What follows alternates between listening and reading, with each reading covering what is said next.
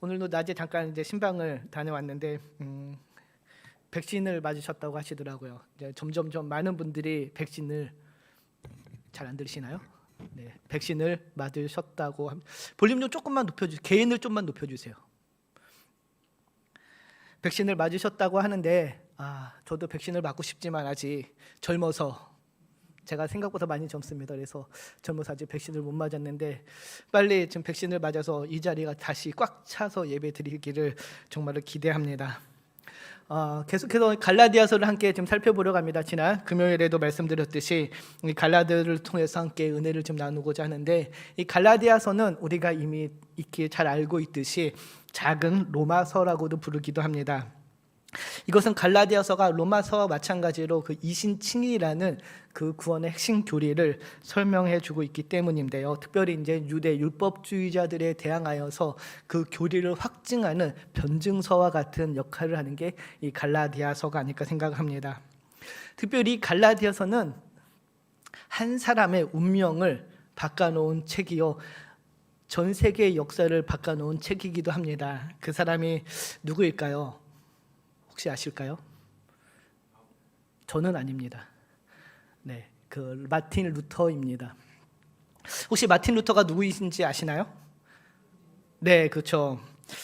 이 갈라디아서가 그 마틴 루터의 인생을 바꿔놓은 책입니다. 우리가 다 알고 있지만 이 마틴 루터는 교회 종교를 개혁한 16세기 종교 개혁을 시작한 인물인데요. 마틴 루터가 이 갈라디아서를 읽다가 이 속에서 있는 구원에 대한 그 교리를 깨닫고 지금까지 자신들이 행하고 있던 그 16세기의 그 문화가 잘못되어 있다는 것을 깨닫고 종교 개혁을 시작하게 됩니다. 처음에는 이제 종교 개혁을 시작할 마음이 없었지만은 교회 내에 그 정화 작업을 하다가 그것이 결국은 종교 개혁으로 이루어지게 됩니다. 이 마틴 루터에 의해서 이루어진 이 종교개혁, 우리 개혁교회의 태동점이 되는데요. 왜 종교개혁이 일어났나요? 16세기 그 당시 마틴 루터가 있었던 그 16세기에 정말로 많은 문제가 교회 안에 있었기 때문입니다. 특별히 문제가 되었던 것이 어떤 것이냐면은 하나님의 말씀인 성경보다 그들이 지금까지 지켜서 내려온 그 전통을 중시하는 게 문제가 됐습니다. 하나님의 말씀인 성경보다 그 성경을 해석하는 교황의 권위가 더 컸습니다. 그들은 성경이 최우선이라 얘기하지만 그 성경을 해석하는 권위가 교황에게 있기 때문에 결국은 성경보다 교황이 더 위에 있는 그런 상황이었고, 그래서 부패가 만연하게 됐습니다. 이러한 그들의 부패는 구원론에도 영향을 미치게 됐는데 바로 종교개혁의 발단이 된 면죄부 사건이 생겨나게 됩니다. 여러분 혹시 면죄부에 대해서 들어보셨죠? 16세기 종교개혁의 발단이 된 면죄부, 다 한 번 정도는 들어보셨을 것 같습니다. 제가 역사 강의를 하는 게 아니지만은 이 면죄부는 중세 교회 때 죄가 사면되었음을 교황의 이름으로 이렇게 발급해주는 증서였습니다. 이 로마 카톨릭 교회에서는 구회 성서를 하게 되고 죄를 참회하면은 사제의 기도를 통해서 용서를 받고 그것을 인정하고 인증하게 되는데, 여전히 죄의 벌은 남아 있기에 기도나 선한 행실을 통해서 그것을 갚아야 한다고 가르쳤습니다. 그러나 이 중세 말기 16세기 말기 교황청의 재정이 부족해지자 당시 이제 성 베드로 성당을 건축하는데 그 건축 자금이 모자르자 교황은 이제 면죄부라는 것을 판매하기 시작합니다. 벌을 면제받기 위해서는 기도나 선행과 더불어 헌금을 많이 해야 되는데 죄가 사면되었음을 알려주는 그 면죄부 증서를 발행해 줌으로써 헌금을 받아들이기 시작한 것입니다. 이 면죄부를 죄 사함보다는 헌금을 받는 그 도구로 사용하였기 때문에 문제가 됐는데, 특히 문제가 된 것은 자신의 이승에서의 나의 이 세상에서의 죄뿐만이 아니라 죽어서 이미 세상을 떠난 부모님이나 형제 친지들의 죄까지도 이 면죄부를 통해서 사함을 받을 수 있다고 해서 이 면죄부를 남발한 게 문제가 되었습니다. 당시 속된 말로 카톨릭에는 연옥이라는 그 교리가 있는데요. 연옥에 있는 그 부모들이, 친척들이 이 땅에 사는 자녀들이 면죄부를 사서 헌금을 놓는 그 순간 죄가 서해지고 벌이 사해져서 연옥에서 천국으로 옮겨진다는 그렇게 가르침을 통해서 이 면죄부를 팔아서 그것이 문제가 되었습니다. 이런 부패 가운데, 타락 가운데 이 로마 카톨릭 교회의 사제였던 마틴 루터가 갈라디아서를 통해서 구원의 진리를 다시 발견하게 된 것입니다. 바로 하나님의 은혜의 복음 외에는 다른 구원의 길이 없다는 것을 이 성경을 통해 그는 깨닫게 되고, 지금까지 자신들이 열을 올려서 판매하는 그 면죄부가 잘못되었다는 것을 알게 됩니다. 그래서 이제 종교개혁의 시발점이 된 95개의 반박문을 비텐베르크 성당에 이제 걸어놓게 되는데요. 그 95개 그 반박문의 그 95개를 다 합치면은 이신칭의의 교리가 완성이 됩니다.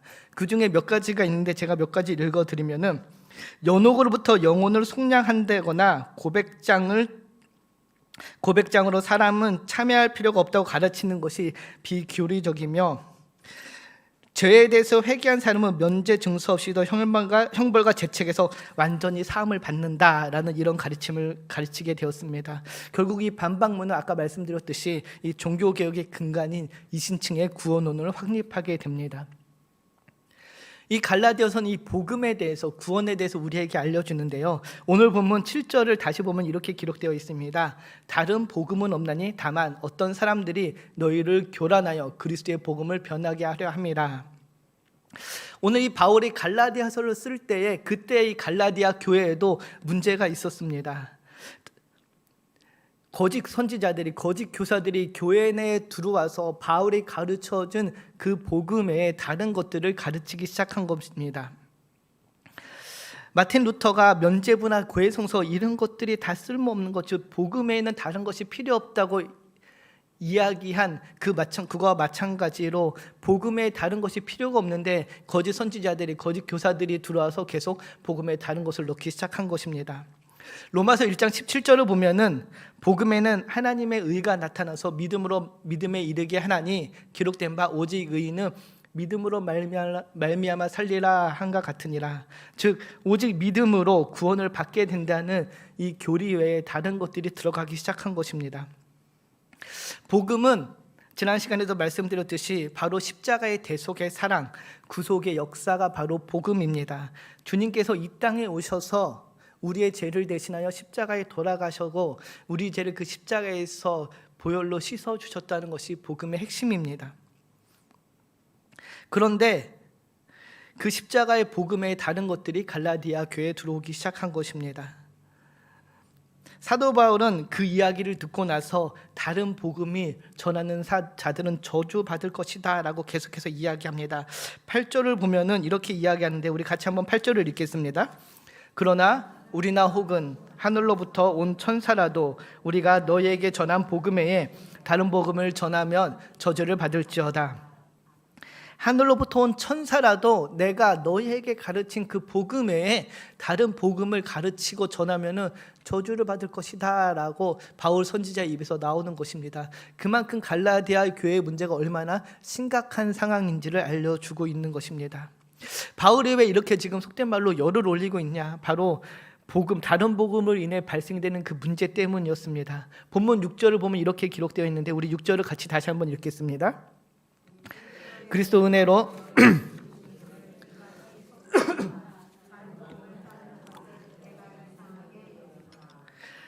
그리스도의 은혜로 너희를 부르신 이를 이같이 속히 떠나, 즉 다른 복음이 들어와서 은혜로 전해진 그 복음을 너희들이 떠나는 것이 이상하다라고 지금 바울이 이야기하는 것입니다.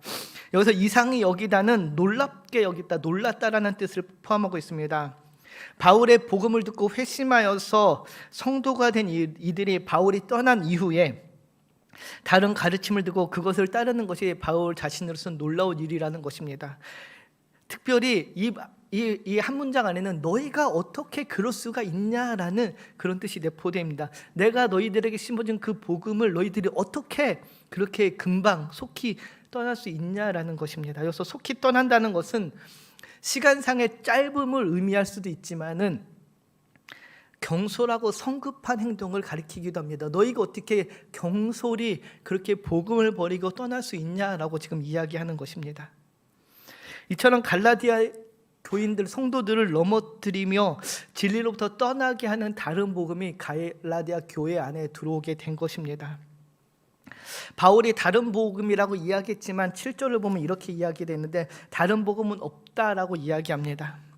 다른 복음이라고 하니까 복음이 마치 여러 개가 있어서 그 중에 하나를 택할 수 있는 것처럼 생각되어질 수도 있습니다.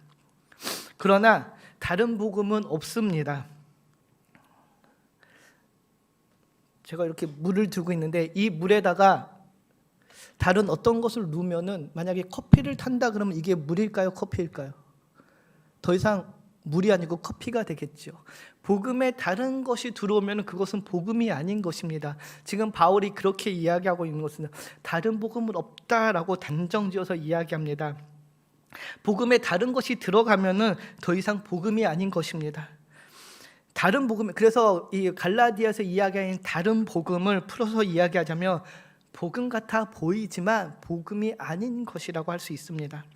바울은 6절, 7절, 8절, 9절에서 이 다른 복음에 대해서 그래서 반복적으로 지적을 합니다.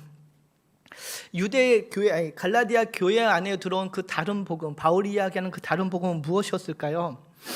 아마 한번 상상을 좀 해봤습니다. 유대에 바울이 떠난 그 갈라디아의 교회에 율법주의자, 유대주의자들이 들어옵니다. 그리고 갈라디아 성도들에게 묻습니다. 여러분, 바울이 여러분에게 어떻게 하면 구원을 얻는다고 이야기했습니까? 바울의 가르침이 무엇이었습니까?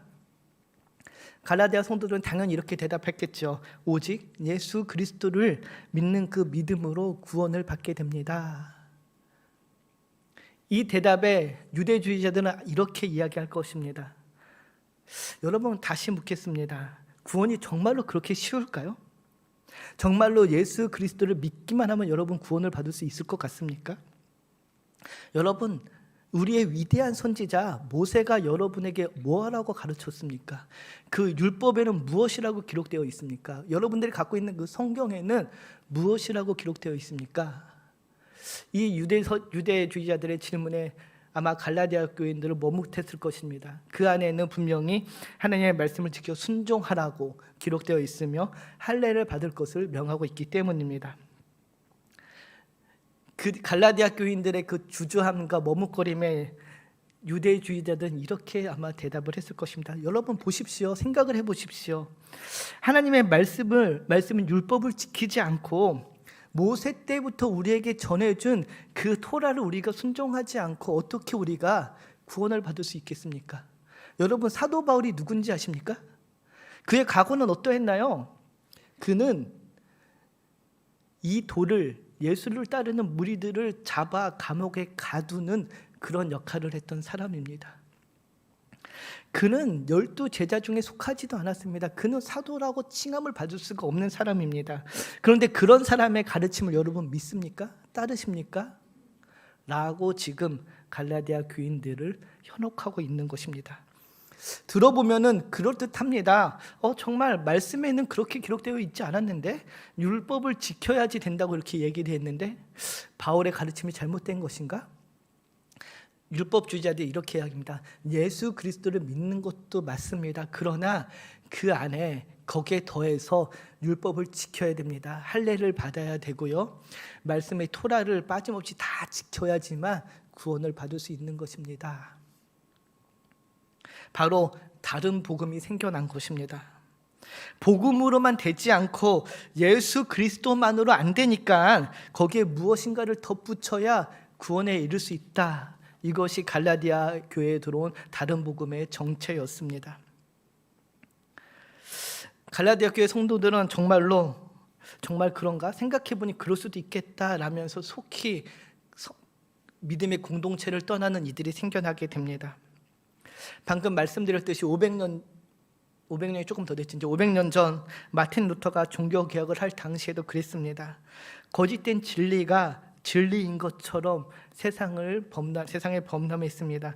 하나님의 말씀보다 전통을 더 중시했습니다. 성경에 전통이 있었고요. 말씀 위에 사제들이 있었습니다. 지금 갈라디아 교회도 마찬가지입니다. 하나님의 말씀, 복음에 다른 것들이 들어오기 시작한 것입니다. 지금 우리가 살고 있는 이 시대에는 그러면 다른 복음이 없을까요? 거짓된 가르침이 없을까요? 거짓된 가르침에서 안전할까 생각해 봅니다. 전혀 그렇지 않다는 것을 저와 여러분 모두가 알고 있을 것입니다. 우리가 지금 살고 있는 이 시대를 포스트 모던, 지금 아마 이제 포스트 모던을 지나서 포스트 코로나 시대로 간다고 이야기하는데, 이 포스트 모던 시대의 가장 큰 특징은 바로 탈진리라는 것입니다. 절대 진리를 부정합니다. 그래서 이 시대 사조와 맞물려서 기독교 안에 들어온 또 하나의 복음이 있는데 바로 종교다원주의라는 것입니다. 이 종교다원주의 역시 절대 진리를 부정합니다. 오직 예수만이 구원입니다라는 이 진리를 이야기하는 우리 기독교를, 우리를 성도들을, 크리스찬을 오만하고 무식하고 배타적이라고 비난합니다. 모든 사람은 다 자기 나름대로의 진리를 가질 수 있다고 주장하는 것이 종교다원주의입니다. 모든 종교는 동등하게 다 구원에 이른다는 진리를 갖고 있는 것이 이 종교다원주의의 핵심입니다. 어떤 길로 가든 구원에 도달할 수 있다고 주장합니다. 다른 복음 같지만 복음이 아닌 복음이 들어오기 시작합니다. 그런데 여러분, 우리가 타협할 수 없는 그 진리, 바로 예수 그리스도만이 길이요 진리요 생명이라는 것입니다. 오직 그리스도만을 통하여 구원에 이른다는 것이 진리입니다. 오늘 설교의 제목이 오직 하나뿐인 복음입니다. 저와 여러분에게 주어진 복음은 여러 개여서 그 중에서 하나를 우리가 고를 수 있는 게 아니라 오직 하나입니다. 예수 그리스도, 그분의 보혈로 인한 구원만이 참 진리라는 것이 우리에게 주어진 복음입니다. 그러나 갈라디아 교회를 혼란에 빠뜨렸듯이 초대교회부터 지금까지 이 교회를 혼란에 빠뜨리게 하는 사탄은 계속해서 진리를 왜곡시키려 합니다. 하나님께서 우리에게 들려주고자 하는 그 메시지를, 오직 예수 그리스도만이 구원이라는 그 메시지를 왜곡시키고 변질시키려고 합니다. 초대교회에 의해 그래서 수많은 이단들이 생겨나면 우리가 기억해야 됩니다. 사탄은 호시탐탐 진리를 왜곡해서 우리를 주 예수 그리스도로부터 멀어지게 하려고 합니다. 사랑하는 성도 여러분, 첫사람 아담과 하와를 우리가 생각해 봅니다. 그들이 어떻게 죄를 지었나요? 바로 사탄의 교묘한 그 말장난으로부터 죄가 시작됩니다. 창세기 3장 1절을 보면 이렇게 시작되는데요. 우리 중간부터 읽겠습니다. 뱀이 여자에게 나무의 열매를 먹지 말라 하시더냐. 뱀이 하와에게 다가와서 묻습니다. 정말로 하나님께서 너희에게 동산 모든 나무 열매를 먹지 말라고 했냐? 무엇이 잘못되었나요? 모든 열매의 나무입니다. 하나님께서는 모든 나무의 열매를 먹지 말라고 하신 적이 없습니다. 그런데 사탄은 그것을 교묘히 왜곡해서 묻습니다.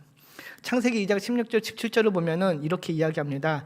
여호와 하나님이 그 사람에게 명하여 이르시되 동산 각종 나무의 열매는 내가 임의로 먹되 선악을 알게 하는 나무의 열매는 먹지 말라. 내가 먹는 날에는 반드시 죽으리라. 하나님께서는 아담을 통하여 동산에 있는 모든 열매를 먹으라고 하십니다. 단 하나, 선악을 알게 하는 나무 열매 빼고는 다 먹어도 된다고 이야기하지만 사탄은 모든이라는 단어, 모든 열매를 먹지 말라고 했어 라면서 의문을 갖게 만들기 시작합니다. 뱀의 유도 질문에 하와가 무엇이라고 대답했나요? 창세기 3장 2절 3절인데 우리 같이 한번 보겠습니다. 여자가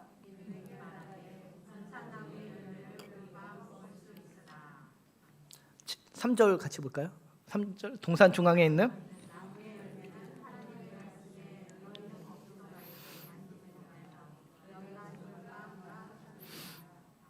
무엇이 달라졌나요?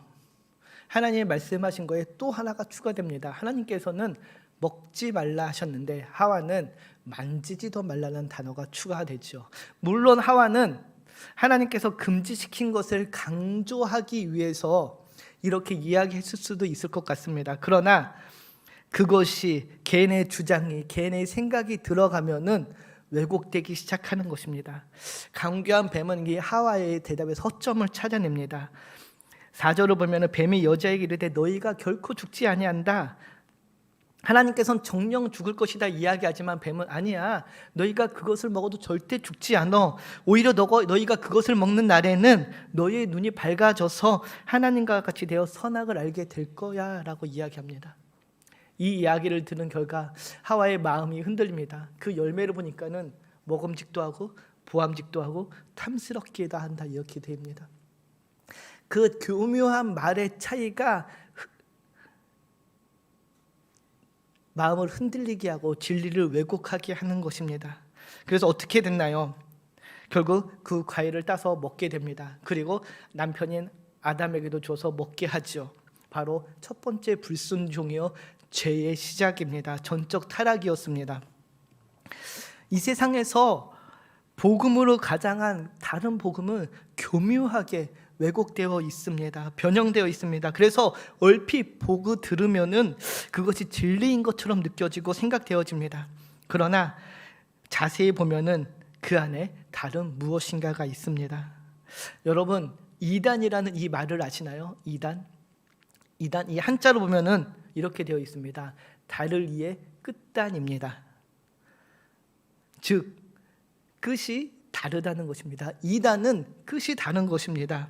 무슨 말입니까? 처음에는 진리인 것처럼 우리하고 똑같은 선상에서 출발하는 것 같습니다. 복음과 비슷하게 느껴집니다. 보입니다. 그러나 끝이 다르다는 것입니다.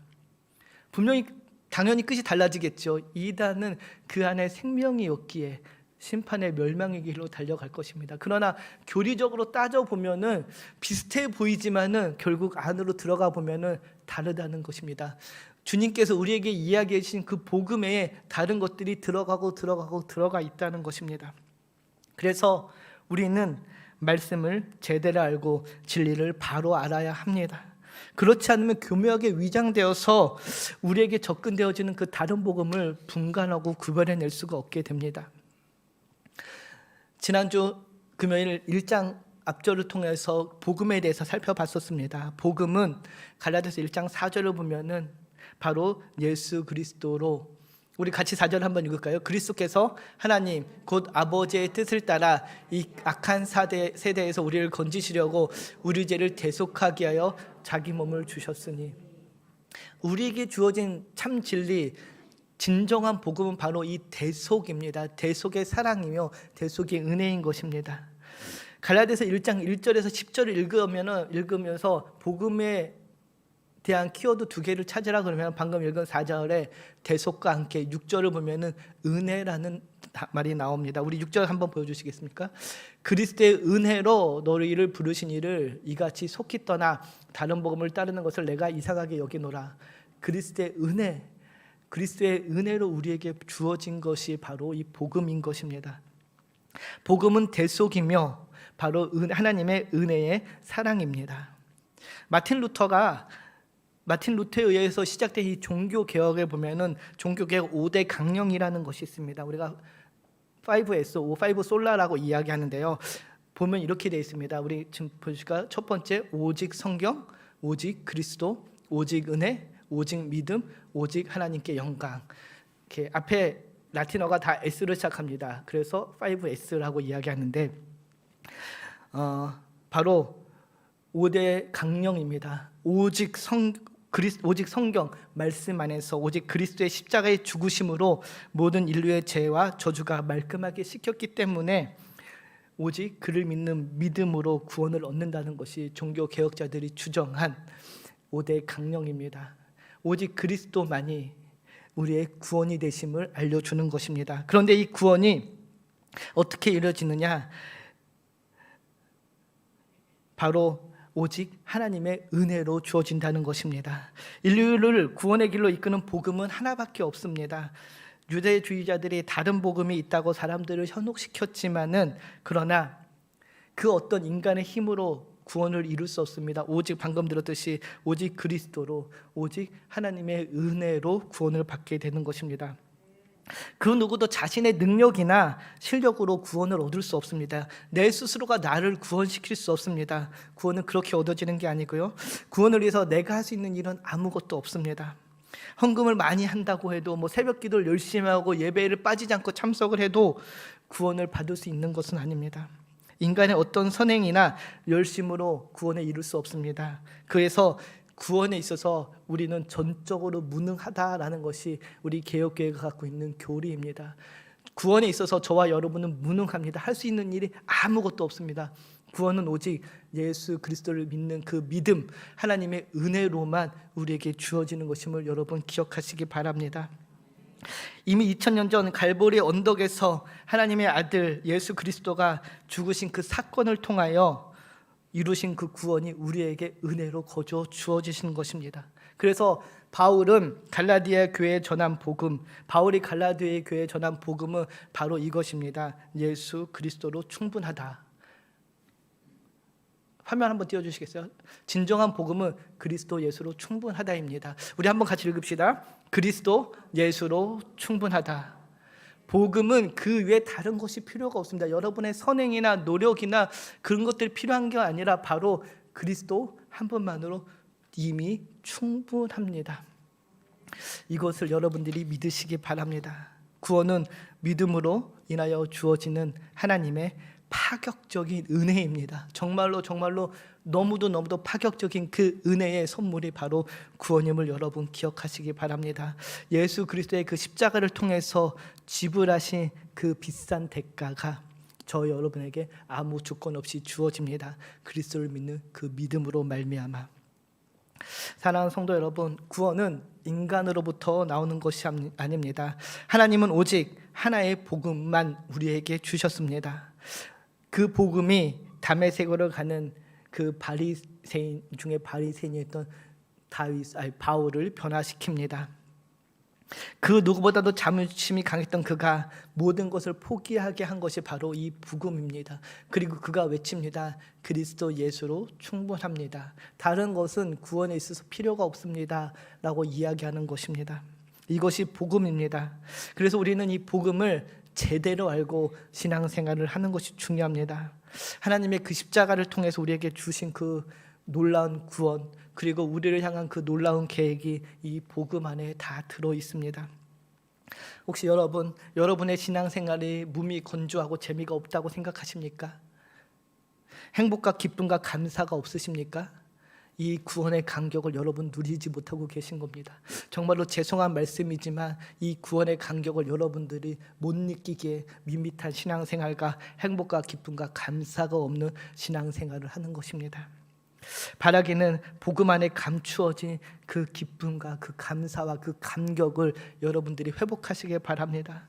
그리고 그 안에 숨겨진 하나님의 놀라운 그 영광을 보기 바랍니다.